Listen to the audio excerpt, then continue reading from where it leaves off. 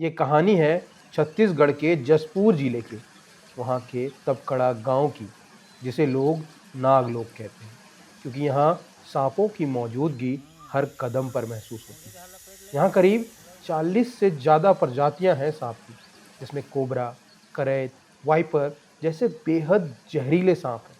ये इलाका जैव विविधता से भरा पूरा है। घने जंगल, नम मिट्टी, शांत वातावरण, सांपों के लिए एक आदर्श घर। हम लोगों का ये फरसाबहार ये क्षेत्र विकासखंड नागलोक कहलाता है। यहाँ पर सांप की अनेक प्रजातियां मिलती हैं और हमारे अजय महाराज बहुत दिनों से इस पर काम भी करते हैं। तो यहाँ पर बहुत मांग है कि स्नेक पार्क की स्थापना हो, तो उधर हम काम भी हम लोग शुरू करवा दिए हैं। तो मैं स्नेक पार्क की भी घोषणा करता हूँ। अगर प्राकृतिक कारण को अगर हम समझें तो हमारा जो ये नागलोक क्षेत्र है ये फरसाबहार के नाम से जाना जाता है।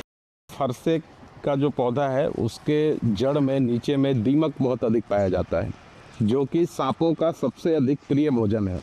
यही वजह है कि उनकी संख्या इतनी अधिक है कि कई बार इंसानों के लिए खतरा भी बन जाती है। लेकिन डर के साथ साथ यहाँ समझ भी लेकिन डर के साथ साथ यहाँ समझ भी है। जोखिम को कम करने के लिए प्रशासन और वन विभाग मिलकर सांप काटने पर जागरूकता अभियान चलाते हैं।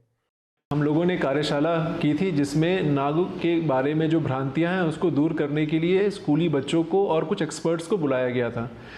वहाँ पे हम एक लूडो बनाए हैं जिसमें खेल के माध्यम से भी बच्चों को बताया जा रहा है कि सांप आने पे क्या करना है, क्या नहीं करना है, अगर सांप काट ले तो क्या करना है, क्या नहीं करना है। सांपों के मामले में अभी किसी तरह की घटनाएं नहीं होती हैं, क्योंकि अब लोग पहले से ज़्यादा जागरूक हो चुके हैं और अब हॉस्पिटल भी उपलब्ध है। अगर किसी को काटता भी है तो तुरंत 108 के माध्यम से हॉस्पिटल ले जाया जाता है और लोग सुरक्षित, काटने के बावजूद सुरक्षित घर वापस लौटते हैं।